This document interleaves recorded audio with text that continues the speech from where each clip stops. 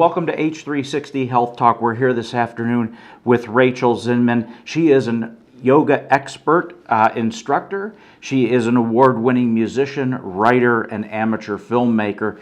Very busy person. We're happy to have her here. Rachel has several blogs. She has articles on yoga. She also has diabetes, and she's got this new book out called Yoga for Diabetes. Fascinating book. We're going to get into it here in a second. But Rachel, welcome to H360 Health Talk. It's good to see you. It's wonderful to be here. Thank you. So let's start by, I'm fascinated with yoga. A lot of my friends are yogis. They're always saying, come with us, get into yoga. There's hot yoga, all kinds of yoga going on. And I have to tell you, for a man, especially a larger man, it's a little intimidating, to learn these poses and get them right. But take us to the basics here, and in particular, you, a person living with diabetes, how did you get involved in yoga? Well, I was actually, I haven't always had diabetes. So when I started out, my passion for yoga, it was really, I actually started in high school, and it was just an elective back in the day. And I didn't even really know what I was doing. So it was only like a couple of years later when a chiropractor said to me, you're really stressed out. You need to learn to slow down. You need to learn to meditate and breathe properly. It's really going to help the functionality of your spine. Why don't you try yoga? And so I tried it, but I really didn't like it. I thought it was really awkward. I thought it was really difficult. And it wasn't until my friends who were, I was a dancer, and my dancing friend said to me, just come with us to a yoga class. Yeah. That I was like, okay, I'm going to go. And it was sort of through the friendship and the community that I became quite interested. And it actually took me a couple of months to really feel what yoga was doing for me, but I did notice after those couple of months, I was calmer, I was more balanced, I was getting stronger and fitter in my body, and it helped my dancing so much. So that was kind of the initial pull to the yoga practice. It's good all the way around, and especially the core, right? I mean, I hear a lot of people talking about strengthening your core and stability and balance and breathing, and it sounds like it's all coming together for me. Yeah, I mean, basically, when you're starting out with a yoga practice, the first thing you're going to learn to do is to work with strength and flexibility. So the flexibility is what directly accesses your nervous system. So that's what's calming everything down, and that's why people that's why people are in love with yoga, because they're like, oh my God, it's so relaxing. I feel so good. And I was always really interested in why is it so relaxing? And it's because when we stretch all the tissues around the muscles and joints and bones, it immediately affects the nervous system and calms everything down. And then the strength aspect is really to do more with, your fitness level, sure. Helping with weight loss, and developing a sense of power in your body, which sometimes we forget that we have, but we're designed to move. Yeah. So a big part of your book, Yoga for Diabetes, is about diabetes and your experience with it. You have a very specific kind of diabetes. So can you tell us about LADA and how that differs from type 1 and type 2 diabetes? Yeah, so it's called LADA, diabetes, Latent Autoimmune Diabetes in adults. And a friend of mine recently said it should be called SODA because it's actually slow onset diabetes. So that means that I don't really know when the diabetes was triggered, but I didn't have very specific symptoms for many, many years. So I was just generally feeling unwell. I had some symptoms that were unusual, but I didn't really know that that was actually the beginning of the breakdown of my beta cells. In fact, I even thought I had hypoglycemia because when the beta cells start to break down, they release extra insulin into the system, and it actually causes your blood sugar to go down. So I was having symptoms of hypoglycemia. I was having feelings like a sweet taste in my mouth when I was eating dates. I would sometimes have like a collapse or a faint. And it wasn't until I kind of really couldn't move and had no energy that they did more blood tests. And then they discovered that my blood sugar readings were unusual, but not unusual enough to be considered diabetic. So they said I had pre-diabetes, or maybe I had the beginning of type 2. And then I was able to control my blood sugar still over a period of almost 6 years without insulin. So it sort of was masked. And then eventually they did genetic testing, something called a GAD antibody test, and they discovered that I had the antibodies. And then they could officially say, oh, it's type 1, but because it was such a slow onset, we call that LADA. And it has aspects of type 1 and type 2 in that the beta cells break down, but you also have insulin resistance. So your cells resist the insulin at times, which it's sort of like a double whammy, you know. Yeah. It's not as easy, I mean, it's not easy having any kind of diabetes, but you know, you never quite know how things are going, and sometimes you still produce some insulin. So I still produce some insulin, very little. So sometimes I can overdose with my injection and then my blood sugar goes low. So it's very tricky to balance this type of diabetes. Yeah. Was the diagnosis system that you went through frustrating for you? I mean, you were going through periods of not being able to move, and movement is so important to you and your lifestyle.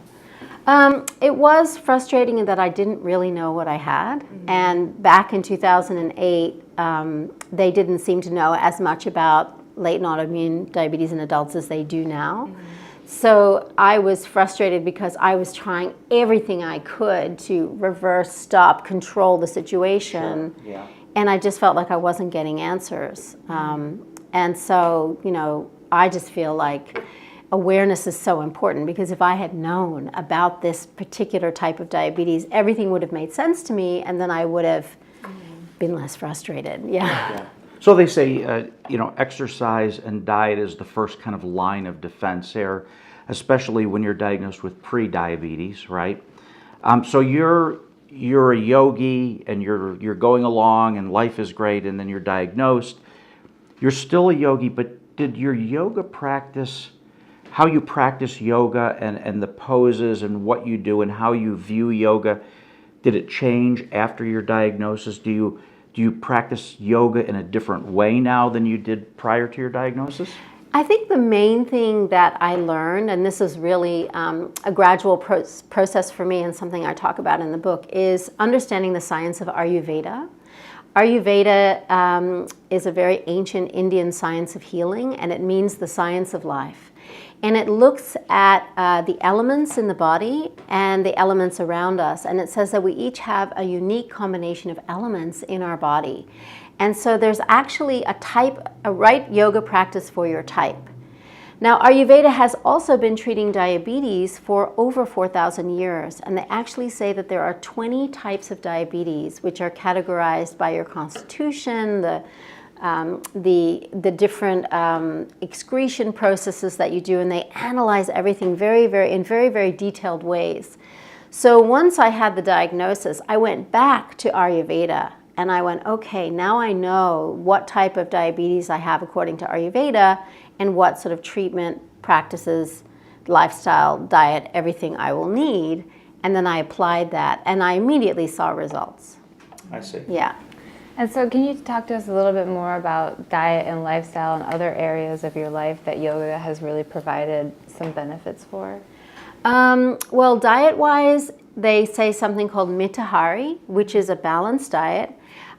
So I personally follow a ketogenic diet. It's low carb, but I also bring in the Ayurvedic spices, and I make sure that my constitution has a lot of air and space and fire in it. So it doesn't suit me to eat dry, light, hot, like spicy foods. So I eat very cooling foods, but they're warming and nourishing. So lots of soups and stews, and carbohydrates that are kind of, that are healing and nourishing for the system.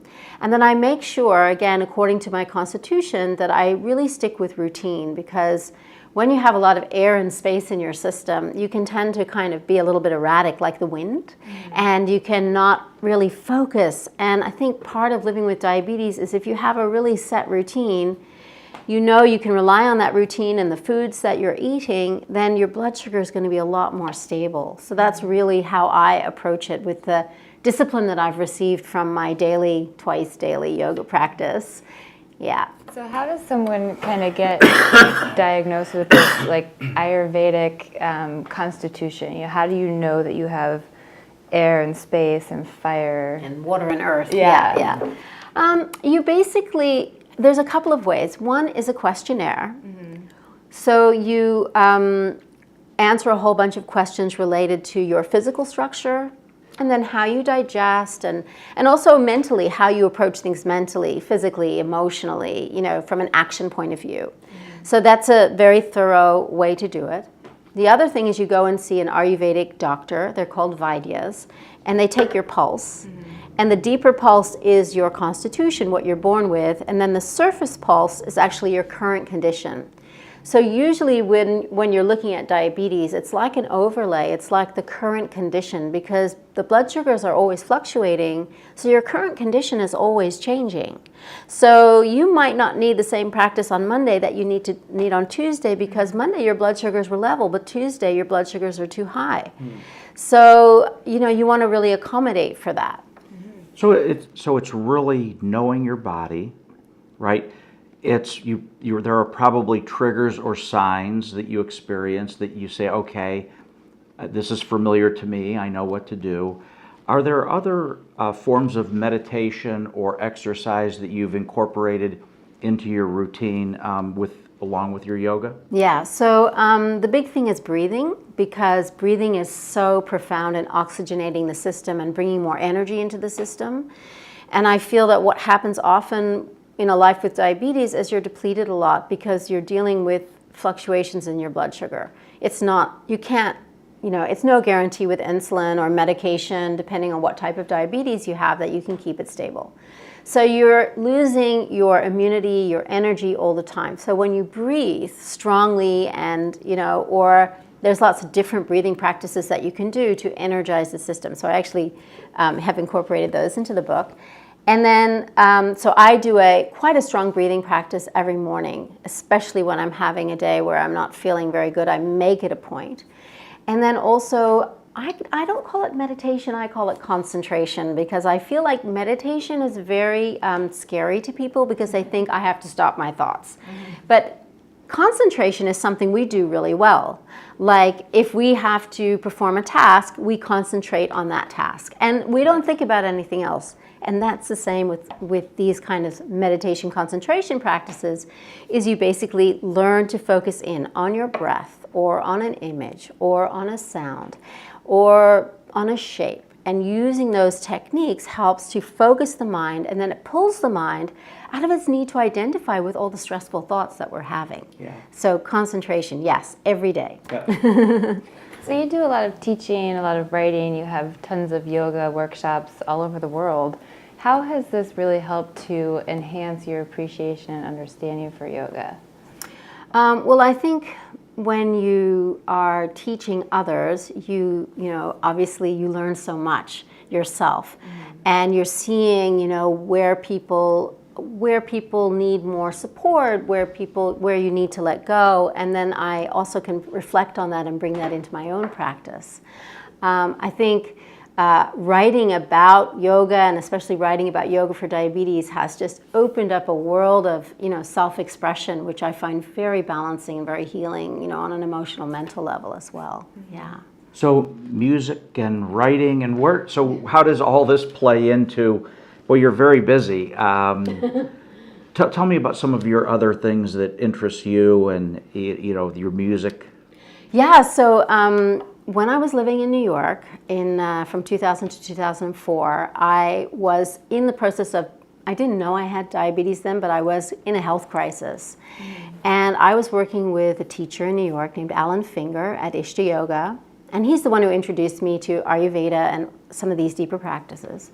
And he was giving me sound work to take home, because when you repeat sound, it really affects your nervous system as well. And it actually, we find that singing and chanting and all sorts of things lower blood sugar. It's quite amazing.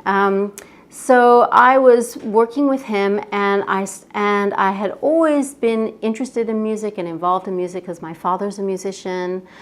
He's a conductor, and my husband at the time was a musician. So we were always making music. But then I actually took these sounds, these kind of what they call mantras, or words that are strung together with very specific meaning, and I put them to music. And then it just turned into that I was singing them in yoga class, and everyone was like, "Oh, we want a CD." And so then I ended up producing 3 CDs, and then all of a sudden I was a musician and touring around the world chanting and singing. So that just kind of happened. But I find that for me personally, working with sound is very, very healing. Yeah. So you lived in the U.S. for a little while, and you've had the great opportunity to travel the world many times.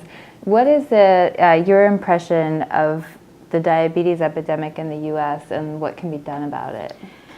Well, my impression is that it's not nice. I mean, 1 in 11 people are being diagnosed. 25% of the population is the older population, over 65. 30.3 million people are living with diabetes.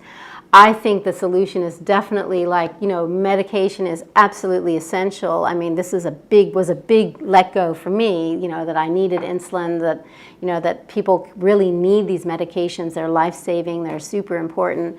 But we also need alternative modalities and practices to help us deal with the excess stress. So medication can only provide sort of management, and then we need other aspects to come in and help us. So healthy lifestyle, good diet, exercise, and yoga, meditation, breathing, an understanding of what's right for you personally. I think all those things can really help you to live a very holistic life, with this condition, and actually be such an adjunct to it, because it is such a challenging. I mean, I was out at dinner last night, and I was explaining to my friends about diabetes, and I was really surprised they knew nothing about it. But yet 1 in 11 persons has it. So, Sometimes we talk about how, we're over aware about conditions, like October was Breast Cancer Awareness Month, like who doesn't know about breast cancer?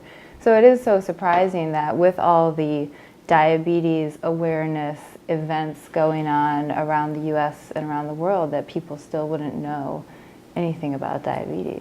Yeah, I mean, oh yeah, my grandmother has that. Isn't that the bad kind? Or do you have the good kind? Or do you inject? But you're not overweight, Oh, so you can't eat any sugar? Yeah. All those things. It's just I find it surprising, and so my mission is to advocate for yoga, for diabetes, and to put the two together, because people don't even put those two together.